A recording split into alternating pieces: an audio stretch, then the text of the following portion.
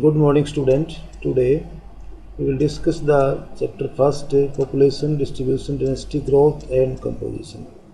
इससे पहले हमने ये चैप्टर ह्यूमन ज्योग्राफी में पढ़ा था और उसमें बताया था भी पॉपुलेशन डिस्ट्रीब्यूशन क्या होता है। तो टुडे यहाँ पर इंडिया के बारे में बताया गया है। The people are very important components of a country. India is the second most populous country after China in the world, which is a total population of 1,210 million in 2011. India is the population is larger than the total population of North America, South America, and Australia put together. More often, it is argued that such a large population invariably put pressure on its limited resources and is also responsible for the many socio-economic problems in the country.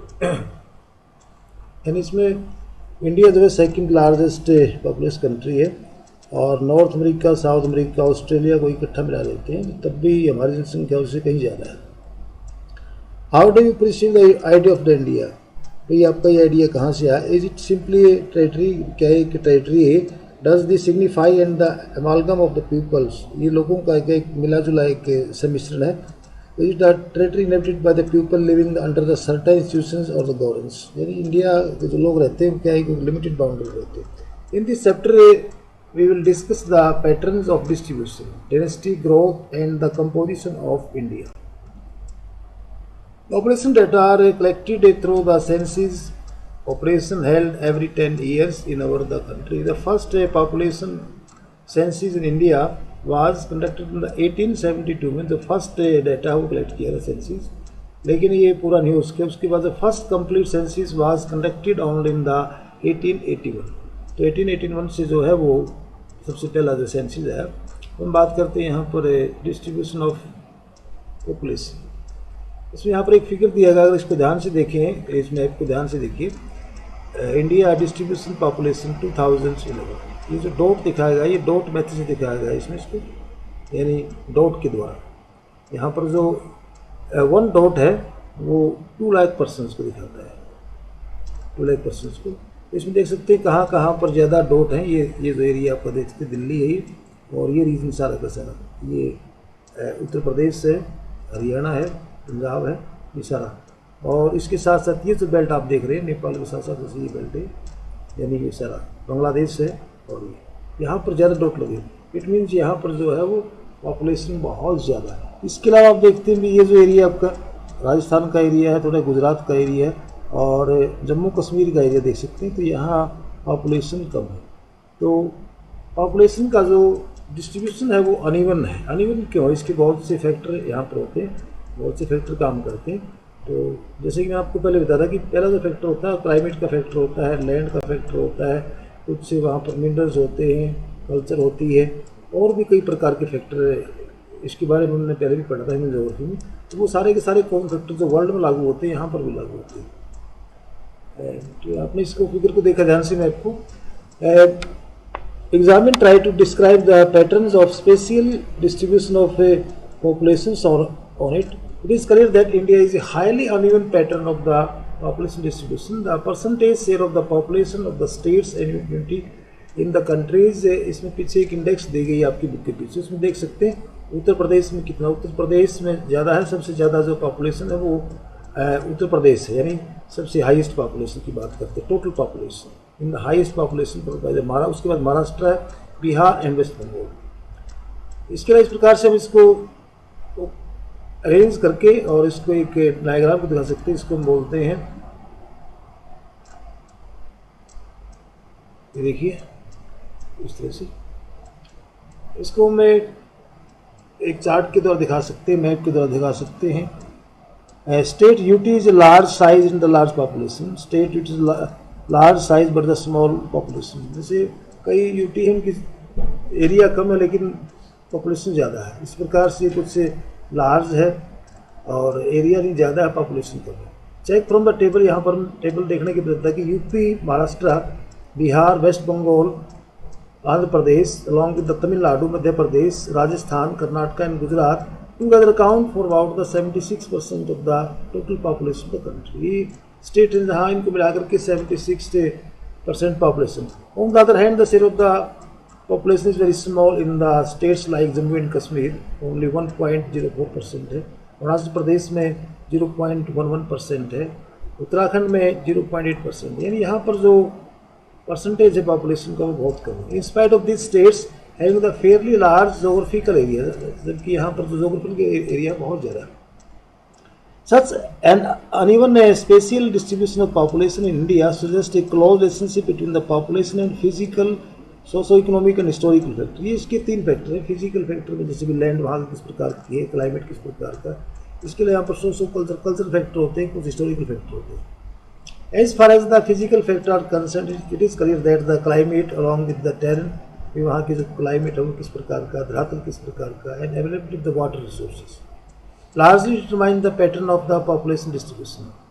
इसके परिणाम स्वरूप we observe that the North Indian plains, deltas and the coastal plains, ये कुछ area जैसे हम बात करते हैं उत्तर प्रदेश की बात करते हैं, हरियाणा की बात करते हैं, पंजाब की, और डेल्टा इज वेस्ट बंगाल है, इसके अलावा coastal planes have a higher proportion of the population than the interior district of the southern and central states, क्योंकि यहाँ कंडीशन फेवरेबल है, जहाँ पर फेवरेबल कंडीशन होगी तो वहाँ पॉपुलेशन ज़्यादा होगी।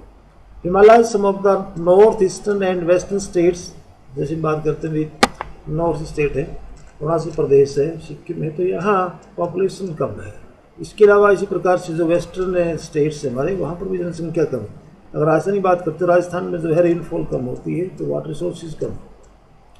Development of irrigation, Rajasthan availability of mineral and energy resources, Jharkhand and development of the transport network of peninsula states have resulted in the moderate to high concentration of the population in areas which are previously very thinly populated।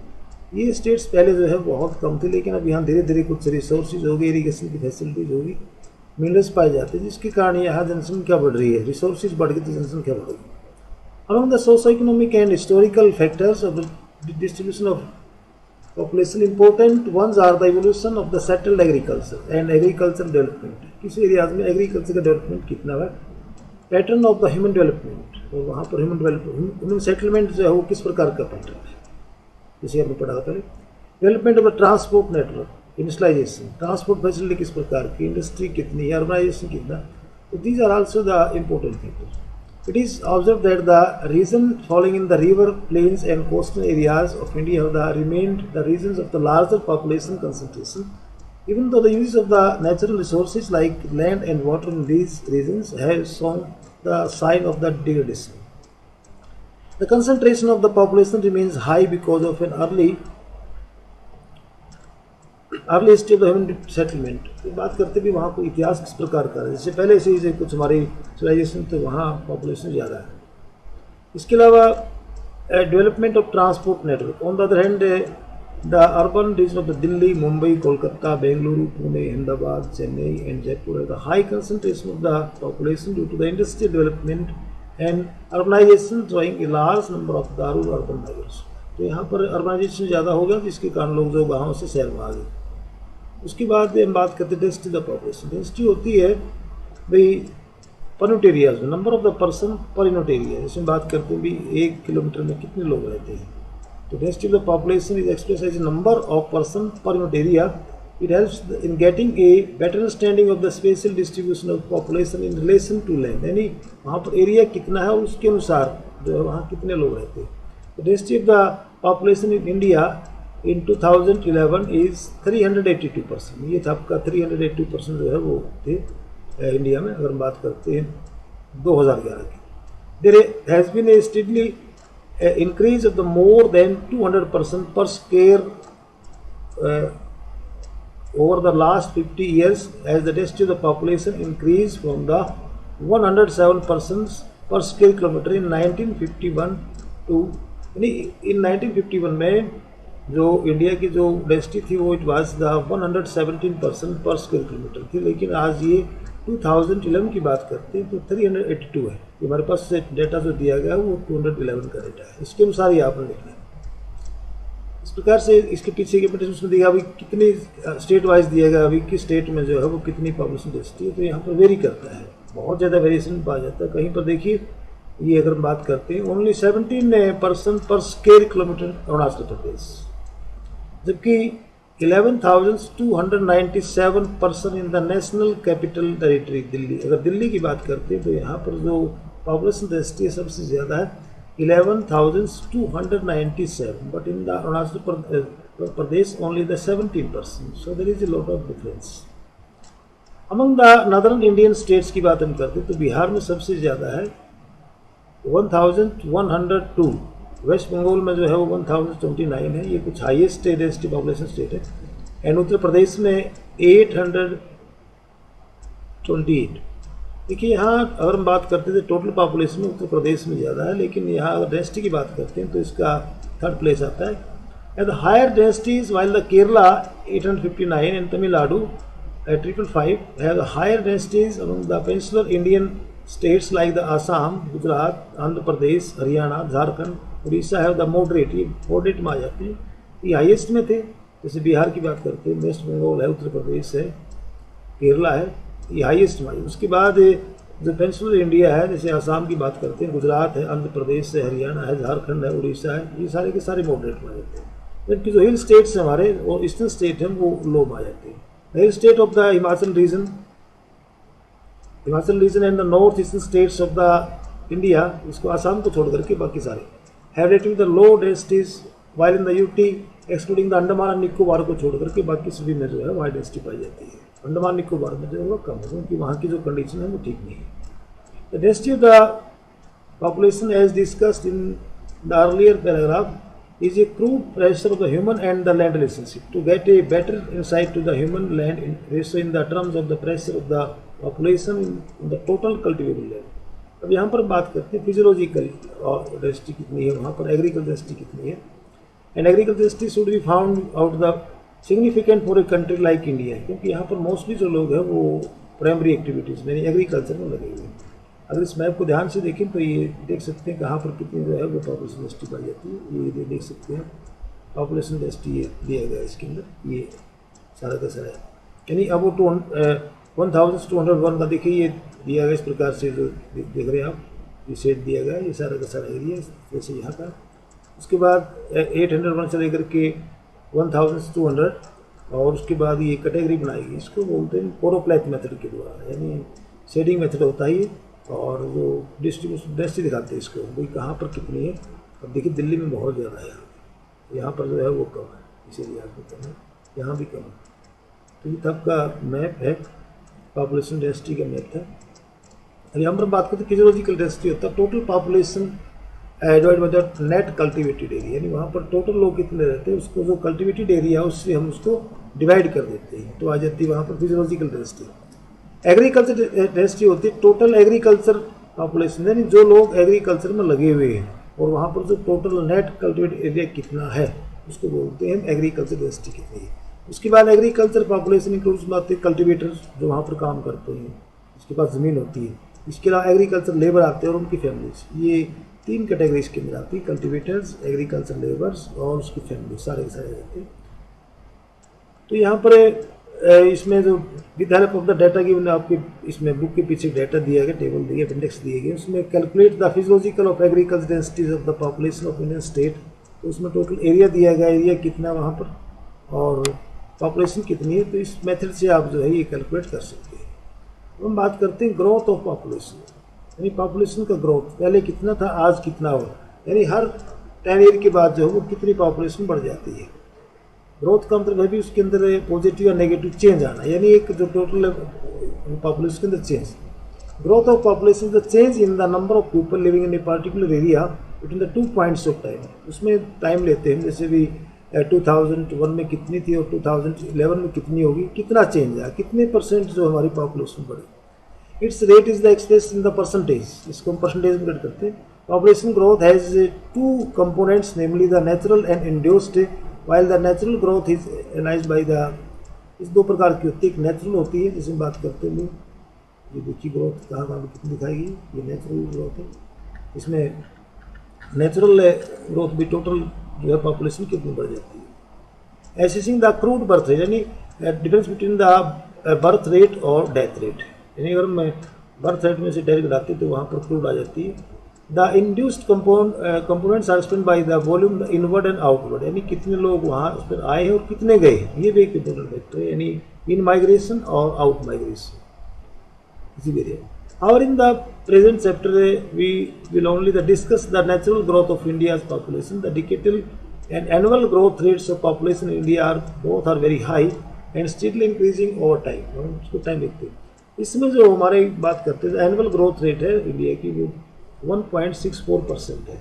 पहले ये बहुत ज़्यादा हो गई थी, 1981 में जो है वो 2.2% थी. तो population doubling time is the time taken by any population is double itself at the current annual growth rate, यानी वहाँ पर करंट ग्रोथ रेट कितनी है वो कितने साल में जो है डबल हो जाती है. जैसे कंपाउंड इंटरेस्ट निकालते हैं भी टोटल पॉपुलेशन में कितनी है और उसका जो परसेंटेज है वो कितनी ग्रोथ, तो कितने साल में जो कितना टाइम लगेगा उसको डबल होने में. तो जिस प्रकार से कंपाउंड इंटरेस्ट निकालते हैं उसी प्रकार से इसमें growth rate of the population in India over the last 1 century has been caused by the annual birth rate and death rates and rate of the migration and thereby show the different trends. There are 4 distinct phases. इसमें यहाँ पर 4 जो है phases दिखाए गए. इसमें देखिए total population निकाल के यहाँ पर नंबर कितना था और ये टेबल में भाई हर साल जो है 10 साल के बाद जो है कितनी पॉपुलेशन बढ़ी. तो देख सकते हैं इसमें यहाँ पर जो मैक्सिमम की बात हम करते हैं 1981 में जो है वो देख सकते हैं आप 24.66, ये सबसे ज़्यादा था हाईएस्ट. और सबसे जो कम था जो माइनस में था वो 1921 में. इसमें जो है यहाँ पर एक बीमारी आई थी और उसके कारण जो है ये देखिए नेगेटिव चली गई थी. माइनस जो है वो 0.31, पहले जो है ये 5.75 थी. उसमें जो है मेडिकल फैसिलिटी नहीं थी, बीमारी बहुत ज़्यादा थी, बर्थ रेट भी ज़्यादा थी और डेथ रेट भी बहुत ज़्यादा थी. इसके कारण जो है वो ग्रोथ रेट नहीं थी. लेकिन धीरे धीरे बीमारियों को काबू पा लिएगा और जिसके कारण ये फिर यहाँ तक अगर हम बात करते हैं तो ग्रोथ रेट बहुत ज़्यादा हो. उसके बाद देखिए अभी जनसंख्या बहुत ज़्यादा होगी है तो उसको कंट्रोल किया गया, कुछ सब कंट्रोल है. अब जो है वो देखिए 17.64 थी ये 2000. इसके यहाँ पर एक मेथड होता है भाई 10 साल के बाद ग्रोथ रेट बात करते हैं तो यहाँ पर देखते हैं भी ग्रोथ कितनी जी का मतलब ग्रोथ P2 माइनस P1 और divide by P1 into the 100.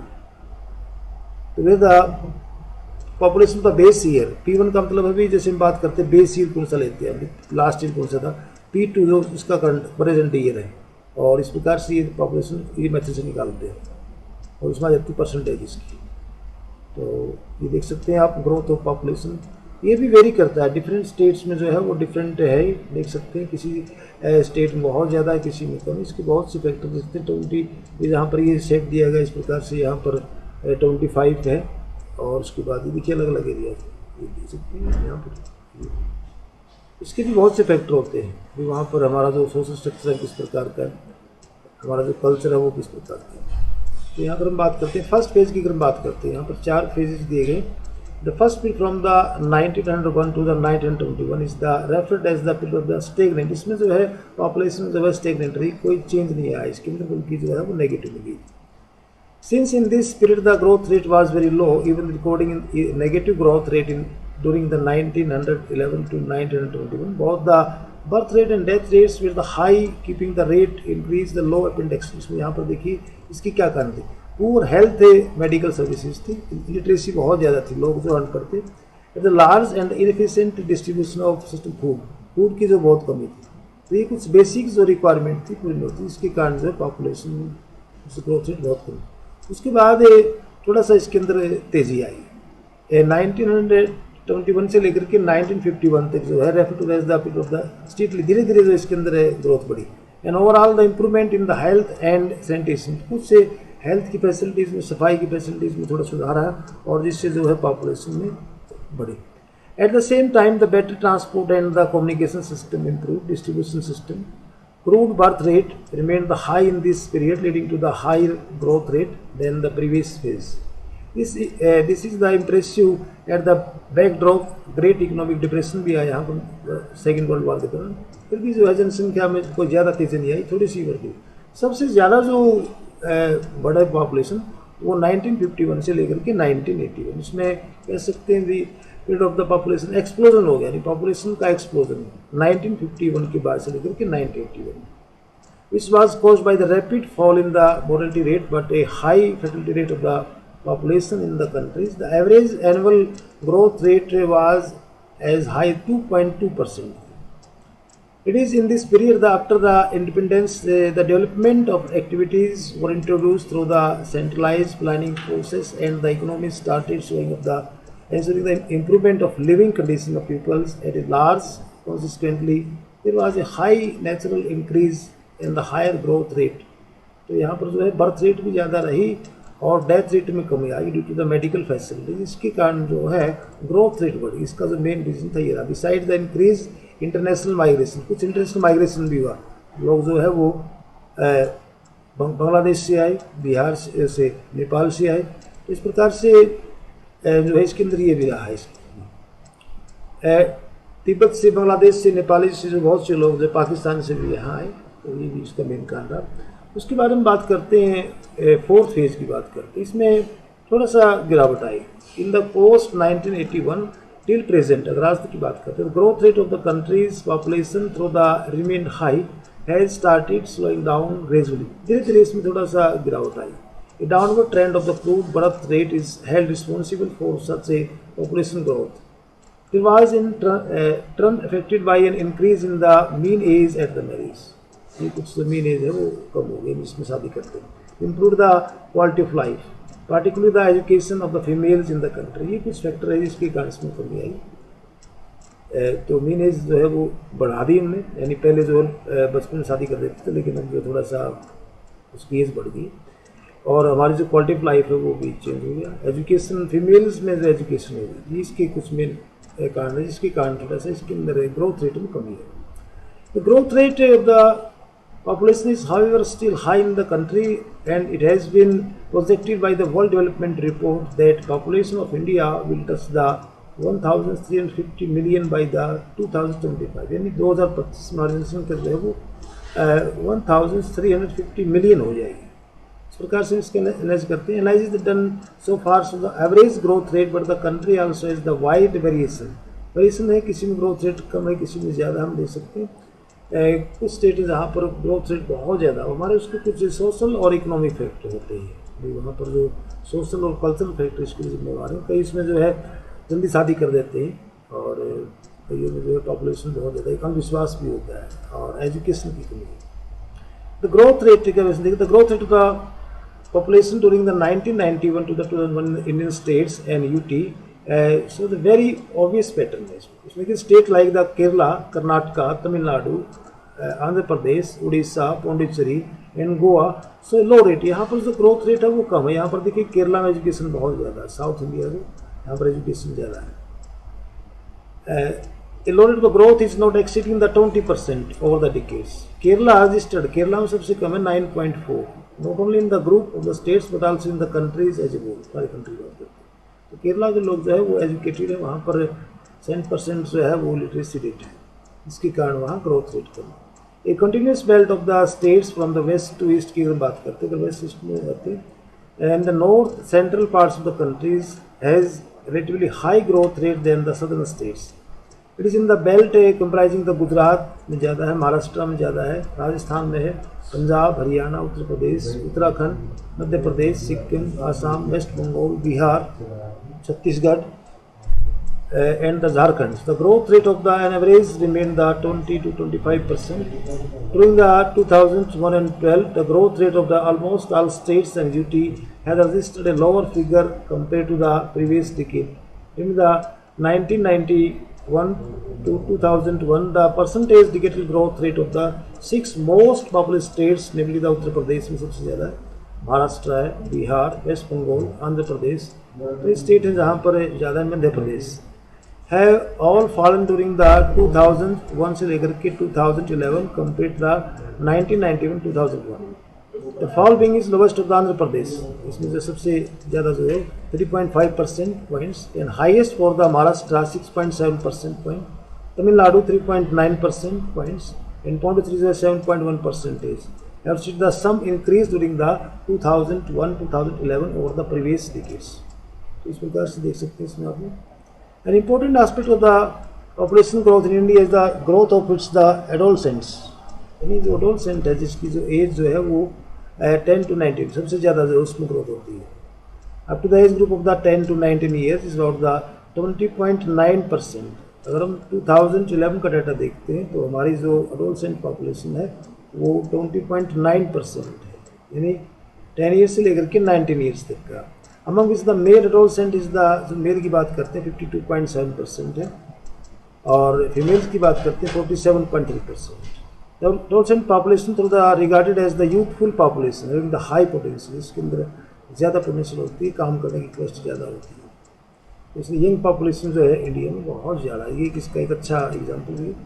But at the same time they are quite valuable if not the guided and the channelize. अगर ये इसको हम सही तरह से चैनलाइजिंग करेंगे तो ये बेकार हो जाते हैं, कई बार गलत एक्शन चलाते हैं.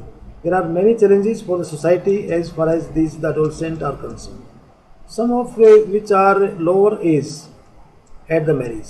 कई बार हम कम उम्र में शादी कर देते हैं. इलिटरेसी ज़्यादा है, particularly female literacy, school dropouts, low intake of the nutrients, high rate of the maternal mortality of the adolescent mothers, high rate of the HIV and AIDS infections. ये कुछ एक कारण है इसके कारण. Physical and mental disabilities और the retiredness, drug abuse and the alcoholisms है, इस प्रकार के कुछ बचपन में जो है वो अपराध भी कर देते हैं लोग. Delinquency and the commitment of the crimes, तो बच्चे जो है वो अपराध में पड़ जाते हैं.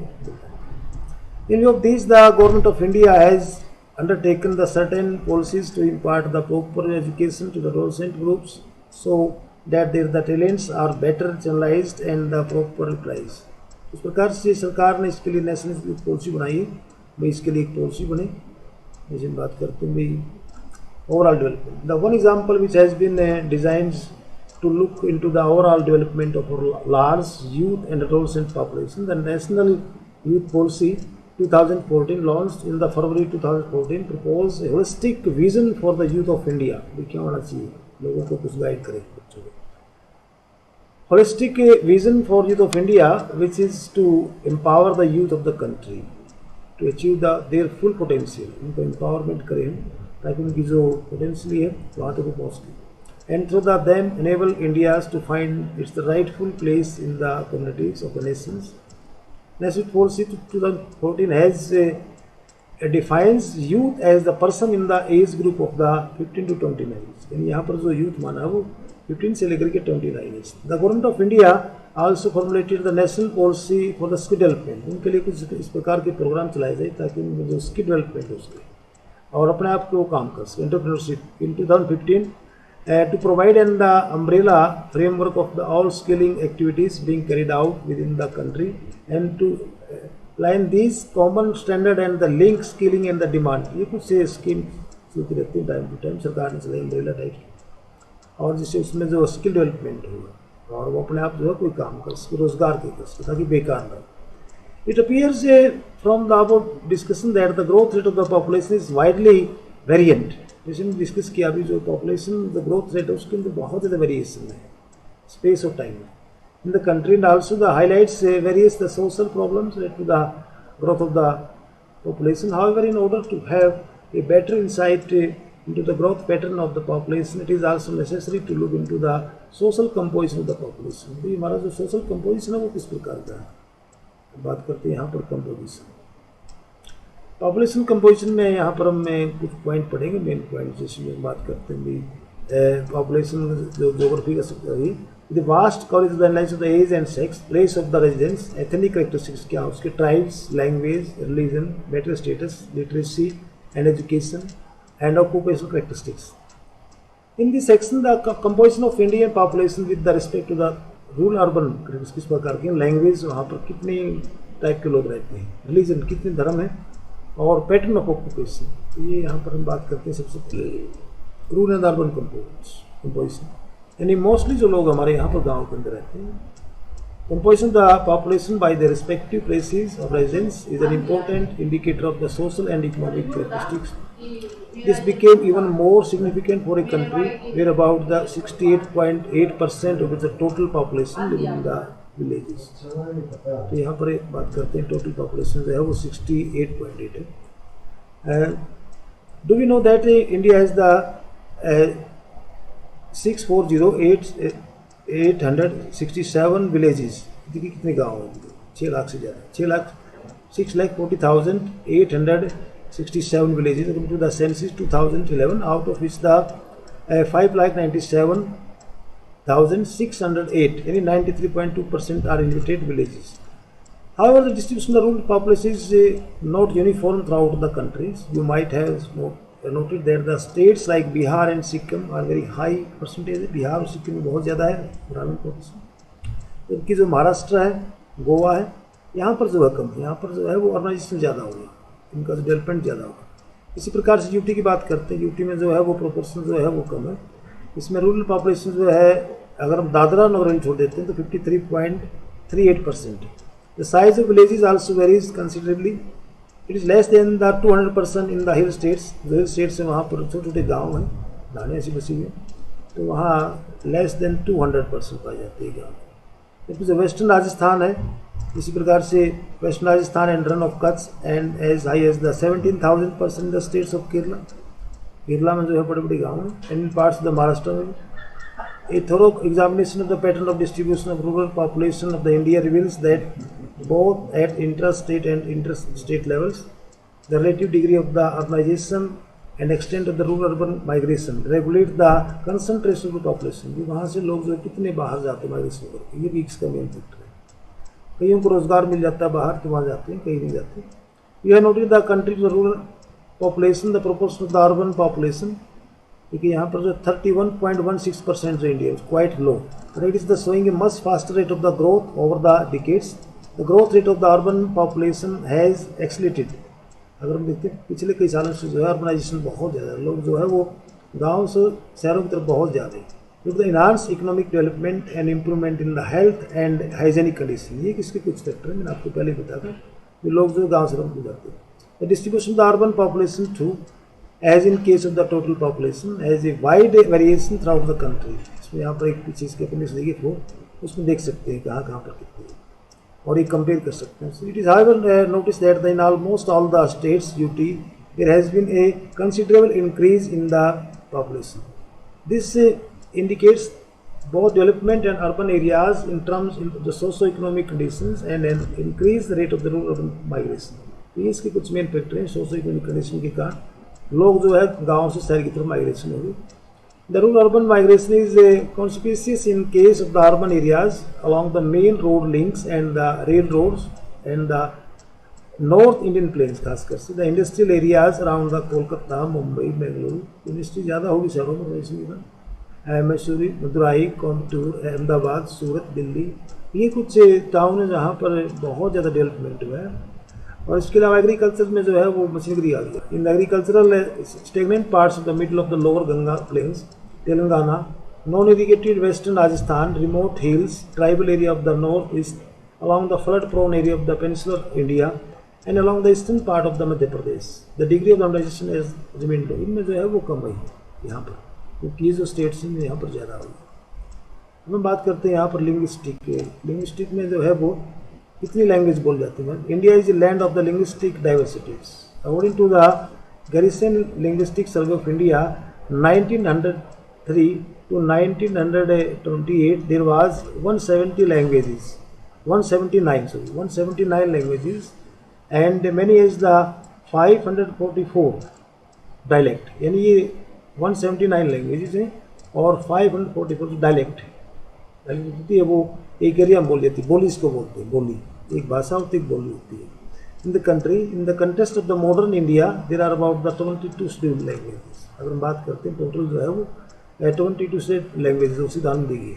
And the number of a non scheduled languages, और बहुत सी जो है number of among the scheduled languages the speak of the Hindi है द हाईएस्ट परसेंटेज है, हिंदी से ज़्यादा बोल जाती है। The smallest language group are the Sanskrit, Bodo and the Manipuri, ये सबसे कम बोल जाती है, क्योंकि तभी सबसे हाईएस्ट कौन सी लैंग्वेज बोल जाती है और सबसे कम जो कौन सी। However, it is noticed that the linguistic region in the country do not have a sharp and distinct boundaries. Rather, they gradually merge and overlap in their respective frontiers. जैसे से कोई स्टेट मिलता तो एक साथ इसमें कोई ज़्यादा बाउंड्री नहीं होती, बल्कि धीरे धीरे जो है मिल जाती है। The speaker of the major Indian languages belong to the 4 language families, which have सब फैमिलीज एंड ब्रांचेज और ग्रुप्स के कुछ ग्रुप दिए गए, टेबल दी गई यहाँ पर, टेबल में मिलेगा आपको। ये इसके देखिए टेबल, ये कुछ एस्ट्रो निषादा, एस्ट्रो एसिटिक, और ये ब्रांचेज है इसकी। इसमें कहाँ कहाँ बोल जाते हैं, मेघालय, निकोबार आइलैंड्स, ये मुंडा, मोन, किम्बर्स, मुंडा।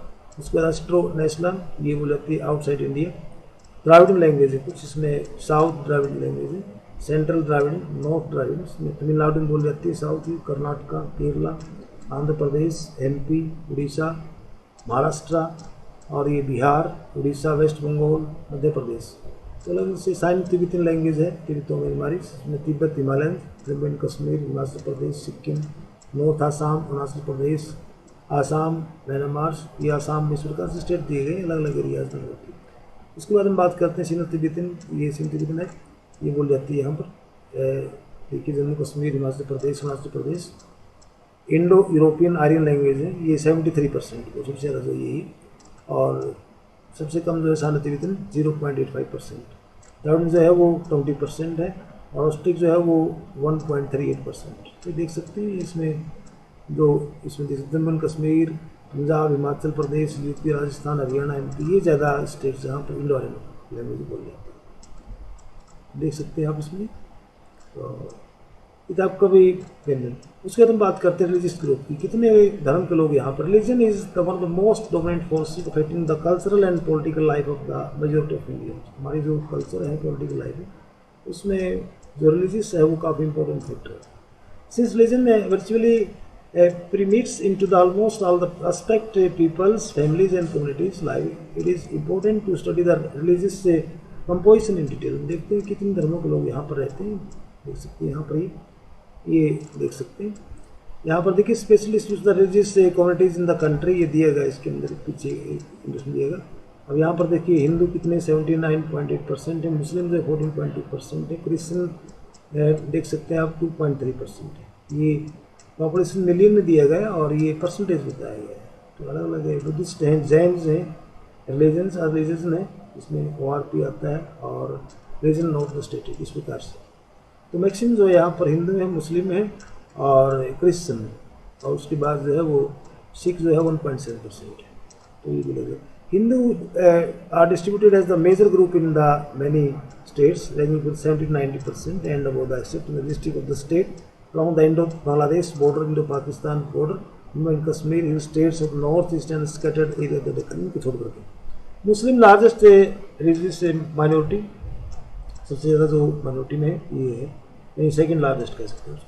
Are concentrated in the Jammu and Kashmir, certain district of the West Bengal, Kerala, many district of Uttar Pradesh, around the Delhi and Lakshadweep. They for majority in the Kashmir valley and Lakshadweep में, यहाँ पर ये मुस्लिम कम्युनिटी बहुत ज़्यादा है।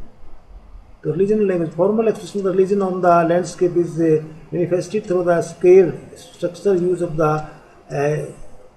trees and the assemblies of the plants। ये बात करता हूँ किसकी पूजा करते हैं, अलग अलग उसके अंदर रीति रिवाज है, ये कुछ पवित्र झाड़ियाँ होती हैं, स्ट्रक्चर होता है, उसके अनुसार इनकी पूजा करते हैं। They may range from the inconspicuous village shrines to the large Hindu temples, monumentals, masjid, or ornately designed the cathedrals in the large metropolitan cities. These temples, masjid, gurudwaras, monasteries and churches differ in the size from space, use, intensity, while the attributing a spatial dimension to the total landscape area। इस प्रकार से अलग अलग मंदिर पाए जाते हैं, मस्जिद। The Christian population is distributed mostly in the rural area of the country. The main concentration of the observed along the western coast around Goa। Goa में ज़्यादा क्रिश्चियन पाए जाते हैं, केरला है, and also in the hills of the state Meghalaya, Mizoram, Nagaland, छोटा Nagpur area, हिल होता है। तो ये स्टेट जहाँ पर सिख जो है पंजाब में पाए जाते हैं ज़्यादा, पंजाब और हरियाणा और दिल्ली के अंदर। जैन जो है वो मेन जो पाए जाते हैं constituency. Jain have the major constitution urban area of the Rajasthan, Gujarat and Maharashtra, while the Buddhist are constituted most in the Maharashtra. The other area of the Buddhist majority in the Sikkim, Arunachal Pradesh, Ladakh and Jammu and Kashmir, Tripura and the Lahaul and Spiti in Himachal Pradesh. The other religions of India include the Zoroastrian and tribal and other indigenous of the faiths or beliefs. These groups are the concentrated in the small progress scattered throughout the country। तो next इसके अंदर आता है composition of working, यानी कितने लोग जो है कौन सी में, क्योंकि मोस्टली जो पॉपुलेशन वाले यहाँ पर वो प्राइमरी एक्टिविटीज़ में लगी हुई है। उसमें जैसे population of India according to their the economic status is went to the 3 groups. main workers, marginal worker and the non-workers. It is that in India, the proportion of the workers, both main and marginal, it is only the 39.8%. तो यहाँ पर ये 39. अब main workers की बात करते हैं जो who works for the at least 183 days यानी 6 मंथ इन ईयर. उसके बाद मार्जिनल वर्कर हैं जो लेस देन 183 से काम करते हैं. तो ये इस प्रकार से 39.8% है ये. Living a vast majority of the about 60% as the non workers. This indicates in the economic status in which there is a larger proportion dependent population. हमारे यहाँ पर जो है वो काम करने वाले कम है, डिपेंडेंट बहुत ज़्यादा. Further indicating the possible existence of the large number of the employment or underemployment भी लोग यहाँ पर काम करते हैं. तो वर्किंग जो the work what is the work participation, कितने लोग जो है वो लगे हुए. The portion of the working the total population, उसमें से वर्किंग पॉपुलेशन कितनी है. States and duty show a moderate variation from the about 39.6% in the Goa to about the 49.9% in Daman and Diu. The states with the larger percentage of workers are the Himachal Pradesh, Sikkim, Chhattisgarh, Andhra Pradesh, Karnataka, Arunachal Pradesh, Nagaland, Manipur and Meghalaya. ये कुछ states हैं. दादरा नगर हवेली, दमन and Diu. Higher participation rate यहाँ पर ज़्यादा है. It is understood that in the context of the country like India, the work participation rates tends to be higher in the areas of the lower level of economic development, since number of the manual workers are needed to be the perform the subsistence near the subsistence economy. अपनी जीवन निर्वाह के लिए कुछ तो काम करते हैं. तो यहाँ पर ये कंपोजिशन देख सकते हैं यहाँ पे. Only of India population which merely actually means the engagement of the individual in the farming, manufacturing of trade, services or any kind of the professional activities. So large proportion of the primary sector workers compared to the secondary and tertiary sector. About the 54.6% of total working population are cultivators, जो खेती बाड़ी में लगे हैं. Whereas only the 3.8% workers are in the household industries and 41.6% are the other workers. In the non-household industries, trade, commerce, construction and repair and other services. As far as the occupation of the country's male and the female population is concerned, male workers outnumber female workers in the all three sectors. तो यहाँ पर कुछ figure दिया गया, इसको देख सकते हैं अभी कितने लोग जो है वो लगे होते हैं इसके. इस प्रकार से promoting the gender sensitivity through the Beti Bachao Beti Padhao social campaign चलाएगा. इस प्रकार से देख सकते हैं. The division of the society into the male female and transgender is believed to be the natural and biological, but in reality there are the social constraints and roles assigned to the individuals which are reinforced by the social institutions. Consequently, these biological differences became the basis of the social differences. देख सकते हैं आप इसमें ये इसका. तो composition के बाद ये किस प्रकार से हमारा कंपोजिशन मेल फीमेल ट्रांसजेंडर्स. तो कई बार हम डिस्क्रिमिनेशन करते हैं. The exclusion of the over half of the population became a serious handicap to any developing and civilized society. It is a global challenge which has been acknowledged by the UNDP when it mentions that if development is not engenders, it is endangers. HRD UNDP के अनुसार जो है वो endangered आ जाता है. Discrimination is in general and gender discrimination in particular is the crime against the humanity. इस प्रकार से हमें मेल फीमेल का या किसी जेंडर के आधार पर उसको डिस्क्रिमिनेशन नहीं करना चाहिए, कोई मतभेद नहीं करना चाहिए उसके लिए. मतलब जैसे बात हमारे समाज में जैसे भी बेटी या बेटे के साथ जो आपस में कुछ फर्क रखते हैं लोग, तो इस प्रकार की धारणा नहीं होनी चाहिए. All efforts need to be made to address the denial of the opportunities of education, employment, political representation, low wages of the similar types of the work, disregard to their attendant to the life. इस प्रकार से इसको disregard नहीं करना चाहिए, इन सबको बराबर समझना चाहिए. Society which fails to the acknowledge and take effective measures to remove such discriminations can not be treated as a civilize. अगर इस प्रकार से कोई आपस में डिस्क्रिमिनेशन करता है तो वो सिविलाइज नहीं कहलाएगी. The government of India has duly acknowledged the adverse impact of these discriminations and launched a national-wide campaign called the Beti Bachao Beti Padhao अभियान. इस प्रकार से चलाया गया इसको. तो ये देख सकते हैं आप इसमें प्राइमरी एक्टिविटीज में कितने लोग लगे. The number of the female worker is relatively high in the primary sector. Though in recent years There has been some improvement in work participation of the women in secondary and tertiary sectors. It is important to note that the proportion of worker in agriculture sector in India has thus shown decline over the last 2 decades. Very कमी आई इसमें, ये 58.2% था 2009 में, अब जो है ये घट करके 54.6, क्योंकि मशीनरी ज़्यादा हो उसके अंदर और अर्बनाइजेशन ज़्यादा हुआ.